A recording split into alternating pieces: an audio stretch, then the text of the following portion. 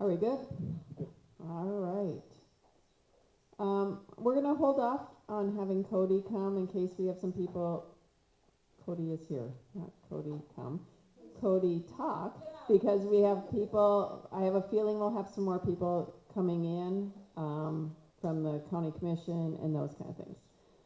I cannot guarantee everything is correct or even updated on here. I've been out living life outside of this realm for the last couple weeks. So if there's stuff that I missed, I apologize.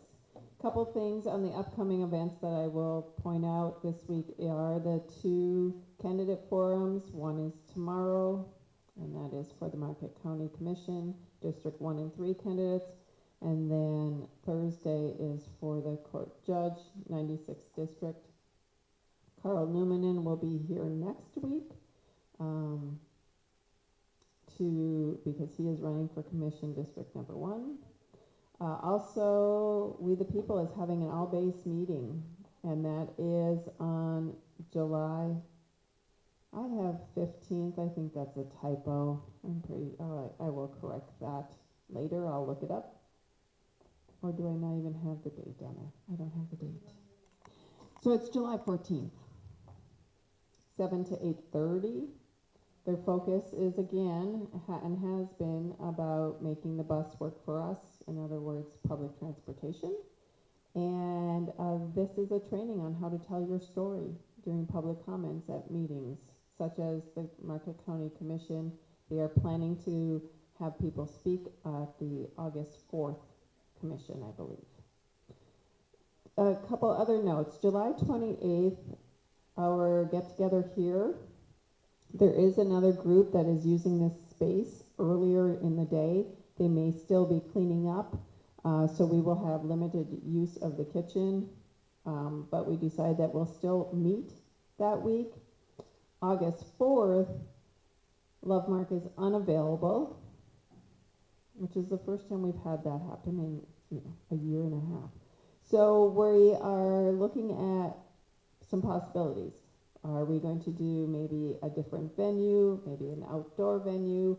Do we want to use that as a community service night where we all get? Oh, it's election day. Yeah, we'll cancel. See, there's a few of us that are all just kind of like, ah. Yeah.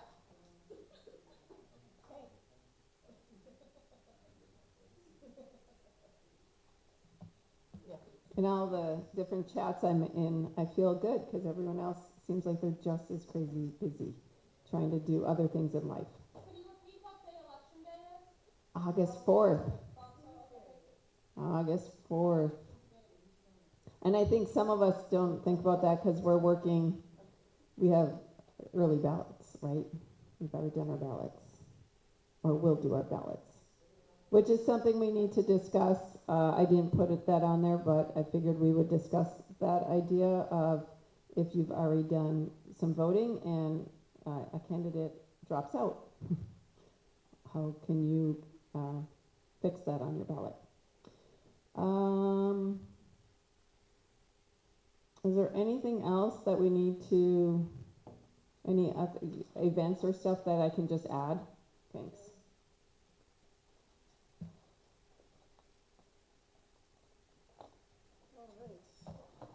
Hello, and I'm almost again.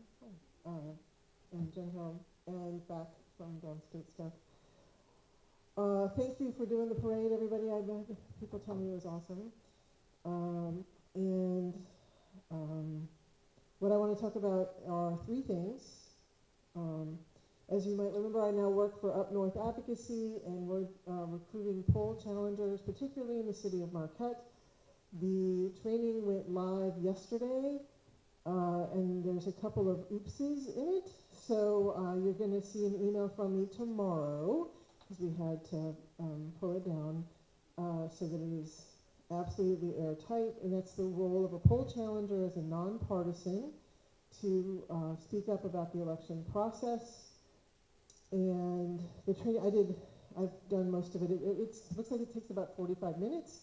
And then once you get your credential from the group Promote the Vote, Then we're going to have a role play session, and I learned a new term, younger people in the room, a LARP. Thank you. And I'm here for your entertainment. And Live action role play. so we're going to have a LARP on July 20th to practice being a pole challenger. But you do have to have done the training and gotten your credential, which is merely an email. And like I said, I'll have the email out to everybody tomorrow. That was my main announcement. And then please join us for the LARP. It'll be 5 o'clock on July 20th. Early voting starts on July 25th at Peter White Public Library. And we are looking for folks to be poll challengers of the 9 days of early voting plus Election Day. Then on LSRI has decided yesterday that we're going to have our next Lake Superior Region Indivisible. We'll have our next meeting on July 29th because the Peter White Community Room is available on that day. And since we also wanted that to focus again on eyes and ears on the elections, and we wanted to have visuals and learning how to use the website. Remember, the LSRI website now has an incredible page put together mostly by the amazing Lydia to explain and show accurately, which Mr. Mayor may talk about, accurately reflects our candidates' positions on things. And if it's not correct, then please let us know. But so far, everything's been, it's going really well. So next LSRI meeting is July 29th. And then new news, August 10th, we're going to have another data center meeting like we had in July with the Sault Ste. Marie, Houghton, Central UP. We're going to have a panel because now so many communities have passed moratoriums. We're going to pull together a panel of local government to talk about that. And we're also looking to have another a statewide person speak about where things are now that we have legislatures completed, and there's some budgetary information and bill information to update people on. That's going to be a hybrid event. We're going to again partner with Center for Native American Studies in the Whitman Common, and you can also participate online. And that is August 10th, 6 to 8:30, I think, or 6 to 7:30. As Paula writes these things down. And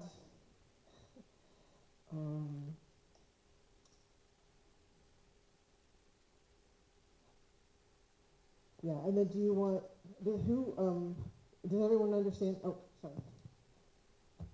Can you define the role of a poll challenger, please?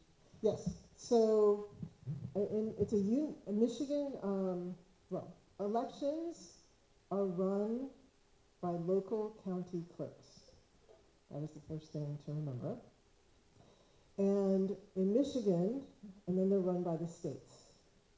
That is in our U.S. Constitution. It is one of those things that is very clear. The states run elections, and then in Michigan, county clerks, the local clerks run the elections. There is a process where if, for being able to fill out your ballot and put it in the tabulator, and the questions about IDs, which come up a lot, you can not, we're asking as nonpartisan poll challengers that you not speak to the voters, but you can speak to the poll workers to ensure that people's access to the ballot is being done fairly and democratically with full rights to the people who can vote. So a poll challenger takes this training, you have to pass the quizzes, and then you are given a credential from Promote the Vote Fund, which is a collaboration of the ACLU and a lot of other lawyers. And so you are learning what the official access to the ballot process is, and then you are helping maintain that access. There's also a poll monitor, which is where, oh, and you have to be registered to vote in Michigan in order to be a poll challenger. So you're helping your eyes and ears to help maintain the process. Poll monitors are there for the electioneering that might happen outside, just to make sure that things are kept appropriately. But you do not have permission to speak to poll workers, which you do as a challenger, because you have been vetted and taken. Honestly, it wasn't that hard. It was only like 8 questions. So, but it's a pretty simple process to vote. And I'm tired, so I think I'm rambling. Sorry, I think I answered your question. And you can go to promote the vote, and that was the person who was here at the LSRI meeting that we had out in Scandia. That's Mackenzie Walls, and the election support team, which is what we're calling the group that Shirley's putting together, the Eyes and Ears team. The other thing I wanted to talk about with data centers is the question of now going to planning commissions and finding out what's on your zoning code, because with a lot of we're learning in Michigan, a lot of the rural areas, their industrial zoning code in particular is pretty much, you want to do business here? Hell yes. And not that there's necessarily anything wrong with that. It depends on the community. But you might want to look at the zoning code and ask yourself, well, what if something came into our community that made this much noise and used this much water and used this much electricity? So that's where we're at with a lot of the local actions right now, is identifying. Some of our townships don't even have zoning, the really, really rural ones, and then other communities have some level of industrial zoning and what is allowed or not allowed, because what happens is a company comes in and says, I want to do business here, and you can't do what's called spot zoning, which is like, well, we aren't going to let you do that there. You have to have it be broader, and you can't zone out a legal business. So then you have to have a negotiation about what you do want and don't want for your community, and better to do that in advance than in. So if we talked about this as a couple different, we've had tables here to talk about that. There's now an active Facebook group, and I've been out of town, but I know they're going to West Branch, they're going to Forsyth. Forsyth has passed a moratorium, 12-month moratorium. They did that last week. And I am not aware of any being teed up. City of Negani passed one. I don't know where some of the other communities are. That's one of the tasks to be done, actually, is to just call people and find out what needs to be, where we are. Thank you. Any other ideas?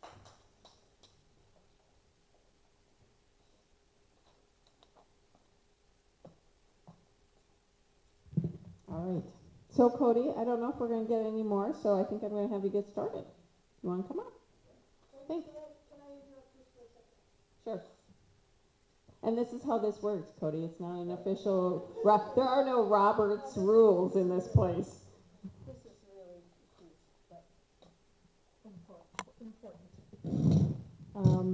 As everybody that's here knows, I've been the coordinator for this year's 4th of July events on behalf of LSRI, and I wanted to very publicly thank everybody who has contributed. We have covered all of the costs of the 2,000 little booklets that we handed out. Everybody pitched in. It went beautifully, and we had a lot of fun. But mostly, I just want to say thank you for making it such a joyous event, both in its preparation and in getting it all done. Thanks very much from your very novice coordinator. Thank you! All right, Cody, unless anyone else wants to get up first. Please keep it.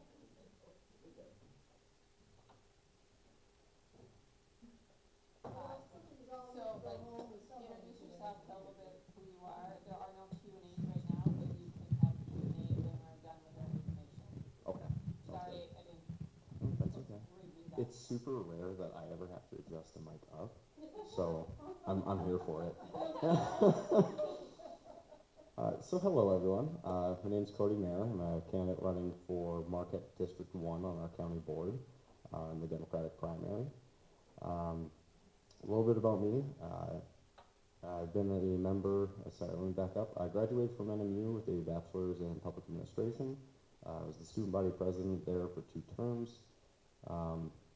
My senior year of NMU, I decided to do a crazy thing while I was supposed to be finishing school, and decided I was going to run for the city commission in Marquette.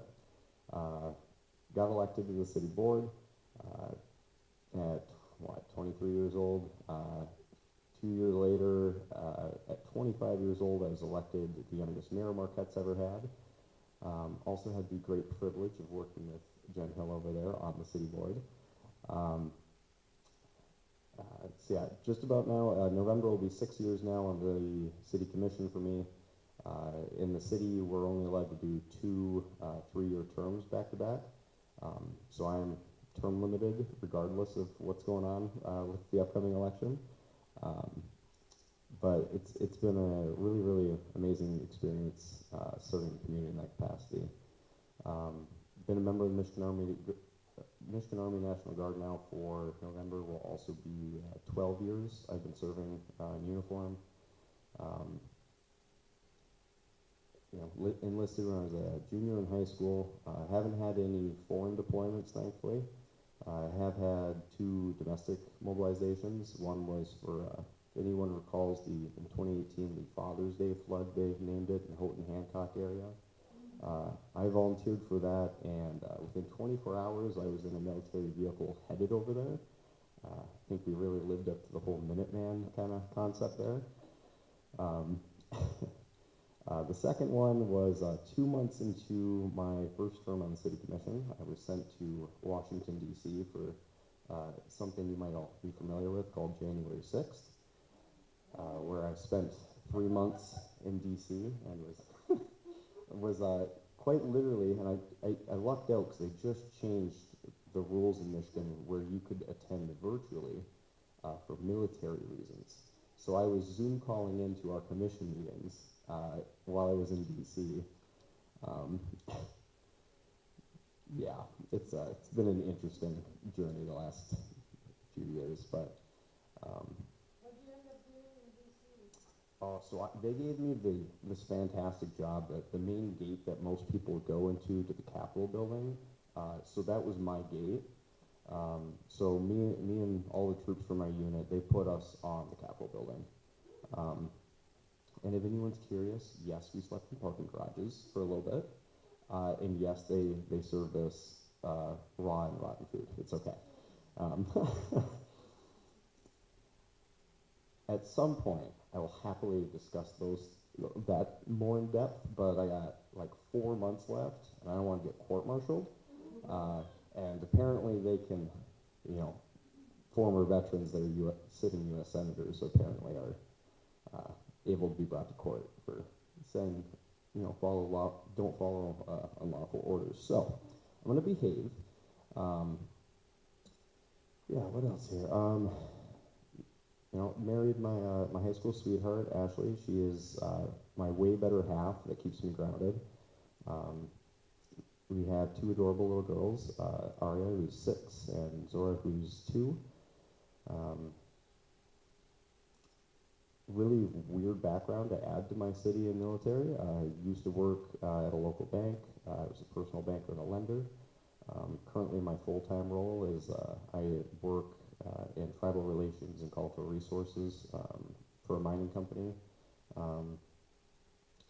Again, really bizarre mixed background of things, but if anyone was curious, even though I was doing military police work in DC, my actual job in the Army is I'm a bridge engineer.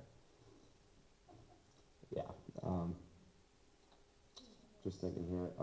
Me and my entire family were all members of the Sault Ste. Marie tribe of Chippewa Indians. I am our tribe's housing commissioner for Unit 5, which is the greater Marquette and Munising areas. I sit on the board of directors for the Michigan Municipal League Foundation. Honestly, a bunch of other boards too that I'm just blanking on top of my head. I guess a little bit more on the campaign side of things. I think first and foremost, as far as where my priorities are with running with the county commission, I think really the very first thing that needs to be acknowledged and start with is it's just we need transparency and cooperation on our county board. You can't have meaningful and, you know, policy conversations if nothing is being done transparently. When you have county board meetings that are 6 minutes long and it's a 3-page long agenda and they just approve things, or, you know, a judge this year even found the county was in violation of the Open Meetings Act, and a county commissioner who you're going to hear from next week basically stated that the board meetings are formalities and that most of the work happens outside the meeting. This was after the judge made that ruling, by the way. They have another pending OMA case right now, but he's an attorney, I'm not. What do I know? But, you know, moving on from that, another big topic, it's still just as relevant, it's been the whole time been on the city, is housing. The entire county has this problem now. I think Jen and I both, several of us brought this up very early on when I was on the commission, that if Marquette couldn't address the housing issue, it would start to affect the entire county, because people are going to start moving outside of the city where there's housing. Then the problem is going to keep persisting across the whole county, because now the whole county has a lack of housing, which is exactly what's happened. But you know, I am proud to say that, you know, actions since the time I've been on the commission that we have voted on have either are developed, in developed, or going to be developed about 800 new units of housing in the city of Marquette. And I really look forward to continuing to work with the local communities throughout the county, as well as tribal leaders and our economic development organizations to continue to bring more affordable housing into the area. You know, another big topic that I've always been focused on, and I want to continue to focus on, is, you know, we're a very tourism-driven community. It's a very important part of our local economy, but I think, you know, COVID should have been a really good lesson for all of us that that is not the entirety of what your economy should be built around. And if you want to keep younger people and younger families in your community, you need more than tourism jobs. So big focus I still plan on wholeheartedly looking and focusing on is diversifying our economy, our economic base. You know, I heard the conversation data centers get brought up. You know, I don't think the county's got anything right now in the pipeline as far as a pending data center, but it is something that I think we're going to be announcing very soon at the city level. We're working on getting a work session scheduled to start having these conversations. Just for the point that was brought up earlier, from a zoning perspective, we don't have anything in our zoning code that talks about this. And it's, you know, if someone brings a proposal forward, the planning commission is going to naturally be like, hey, city commission, we don't have any policy on this. And I think it was alluded to a little bit, but there is such a thing in Michigan under state law is exclusionary zoning. It can't outright prohibit things, but things like the moratoriums that are mentioned are also viable options to buy a local community time to figure out how they want to handle those things. I don't know, I feel like I could talk about all kinds of stuff, but if you guys want to chat, yeah.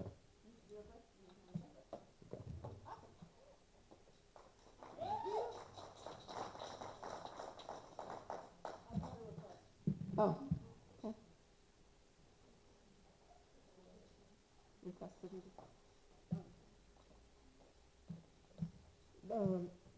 One of the folks at the table asked, I guess you guys talked about Sawyer and zoning at the last meeting.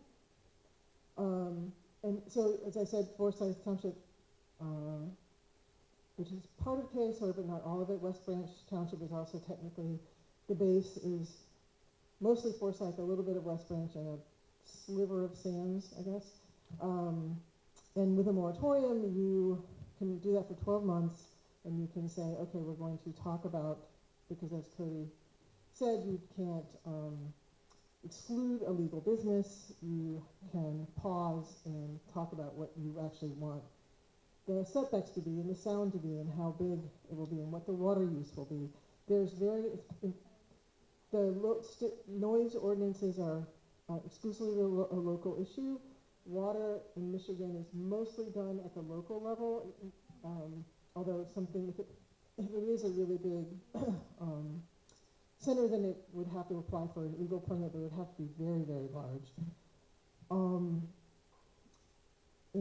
And then speaking of transparency, the other question to ask as things are getting started is, has anyone signed an NDA, a non-disclosure agreement?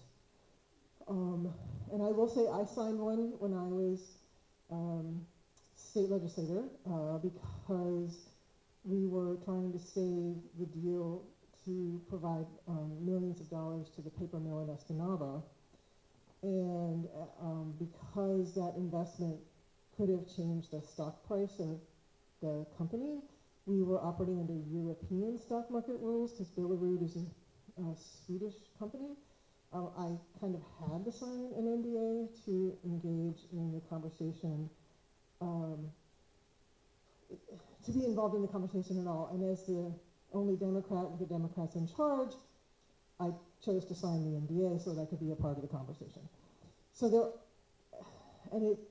under European rules in particular, which are stricter than ours, I pretty much had to do that. So not all NDAs are bad, right? But at the same time, there seems to be a lack of transparency in many areas of local government, so it's important to get in there and ask and have those conversations and develop those relationships with people so that when things are coming, you can be aware. That's what I was, let's get to what you were.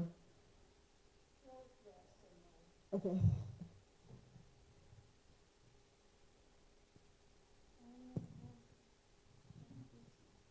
As I recall last week, the issue was in part something about wanting to refederalize some part of the, and what impact. All these townships, one thing, and it wasn't clear why this, and they kept pointing out that it was about, well, we do this training anyway, so we might as well get some benefit from it, and so on and so forth. I actually can't speak to that at all. I don't know if anybody here can.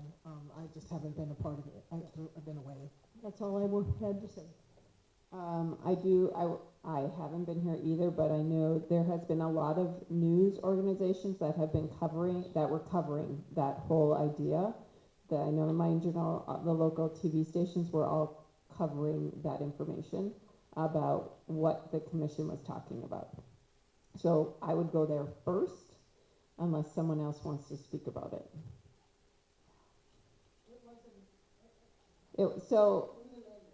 Yes, that resolution was amended because a bunch of people showed up at the county commission meeting and said, what is going on? So it was amended to talk about gathering information about what does that look like if we want to make some contracts with the military. Because yes, currently they do some testing and those kind of things. So I want to say ABC 10 was really good about doing some more follow-up to that meeting and kind of giving more information. Okay. Graham, are you ready to speak? Or you were standing up, I didn't, okay. Okay. I'm sorry, I feel like I'm not smiling up here. I'm too tired. Did anyone go to the Forsyth Township about the room at the inn? I did see a news headline saying that they got the temporary permit. It's not a permit. I don't know the words. I'm sorry. But room at the inn is going to be able to have some housing out there to work with families, specifically with children. Families with children. See, even a couple of weeks doesn't help me get better here. Is there anything else? Because that's all I have, because I'm just getting back into the swing of things. Yoda is over there. If you would like to donate toward Lovemark for providing our venue. The food pantry is not taking in-person donations right now. Jim is not able to physically help Joanne, and she doesn't It's a big task to do all by yourself. Do we have anything from LSRI? I kind of wrote, so I'll look at the newsletter and get some more information too. Yeah, because you wrote, I didn't catch that last. The The 29th is the next 29th. all-member meeting, and we had a meeting, maybe you were there, where the new website, so lsr-indivisible.org, go to the elections page, and folks did a lot of work on compiling as much as possible every single candidate's website from most local level all the way up to the Senate, and then doing some very concise sort of what they say about different topics. That's all right in one place, race by race, so there's tabs on the bottom: Senate, Governor, State Senate, State House, for the primary, and then we'll be doing it again come the general. And then on the national side, Indivisible is this summer taking time to offer lots of different trainings. So there's an immigrant justice training series that's happening online.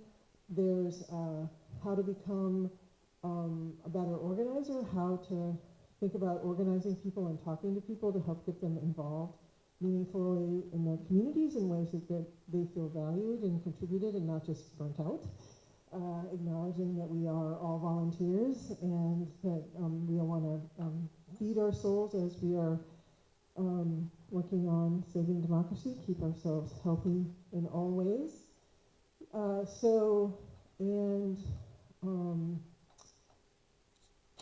The questions of what, and then to watch for this, now I'm going to speak for me personally, Jen Hill.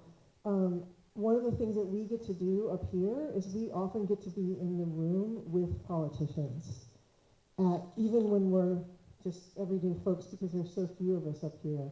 So there's events, and Jocelyn Benson is here, and John James is here in town, and Mike Rogers is just here in town. Go and meet them in person. Like, it is so worth your time to go and actually see these people in real life, and not the horrible ads that are up right now. Maybe you don't have to go see Perry Johnson. But, did I say that out loud? Because we've certainly seen enough of him on our TV at home. That would be my only other, go to the candidate forums. You will just be, and bring someone with you because you will learn so much in those events. So let's have a good showing at the candidate forum, and then watch. I haven't heard of, do you know, Christy, if anybody's coming, any candidates coming, any of the statewide candidates, are they coming through Marquette? Usually they make one or two swings through. Yeah. We have a smaller population, they tend to hit us earlier, and there is a debate tonight that'll be recorded that you can watch for the governor too, so. Which reminds me, I had mentioned earlier about if you vote and a candidate drops, like Mallory did, McMarrow, and how if you have already done your ballot, like my mother, how there is a process that you can have that ballot spoiled and you can get a new ballot. All that information is on the Secretary of State. There is a time limit to when you can do that. But if you know of people, like my mom is like that, she gets a bill, she pays for it. She gets her ballot, she fills it out. So there are ways, and I think that is something that we want to continue to spread information about. Is there any other announcements? Graham, are you getting up to speak? For that ballot spoiling process, I would like to talk with you afterwards so that we can get that on the Discord and maybe the Facebook, at least a link to try and figure that out. Yeah. So other people know about it. Can do. When we do Yeah, like on the Discord, we'll just, okay, for those of you online. So, yeah, we will, on the Discord, I will have it on the notes when those notes get, put out, and I will, maybe we can put that on the website, our website. And I'm wondering if LSRI might wanna put that on their website too. Yeah, just as a, so when I send notes out, I can also send a note to Brad about maybe making an announcement in the LSRI newsletter too, for that. If I could, sorry I stepped out for a minute. I was checking to see if I had permission to share something regarding the air-based discussion. So as a Sioux Tribe Housing Commissioner, for those of you who aren't aware, the tribe actually owns a lot of housing out there. And as part of the agreement with the Air Force when they left, that land was put in, some of it was put into trust, some of it's more commercially owned for the tribe. Part of the deal was the Air Force could have it back if they ever needed the airbase back. And the county board would have known that if they had consulted with the tribe, which they didn't. But the tribe just invested I think last year an additional $3 million into renovating a lot of those homes. And I believe we plan on doing more. So I think they'd be happy to be a part of the conversation. But yeah, just thought that was good additional information on that topic.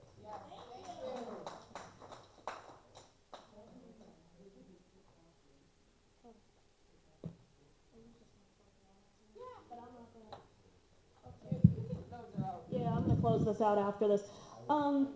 This is not news, it's just the mobile Secretary of State's coming to the Nagani Senior Center on July 29th. Anybody can show up. It is just the DMV in the Senior Center. You are not waiting very long unless you all show up. Please let other people know if you need, stickers, license, ID update, blah, blah, blah. Maybe you could ask your questions about voting there. Because again, it's just the DMV in the Senior Center. With that in mind, unless somebody raises their hand, What time? it's at 11 a.m. to 2 p.m. Look at me with the times. Okay, unless anybody raises their hand really fast, good night.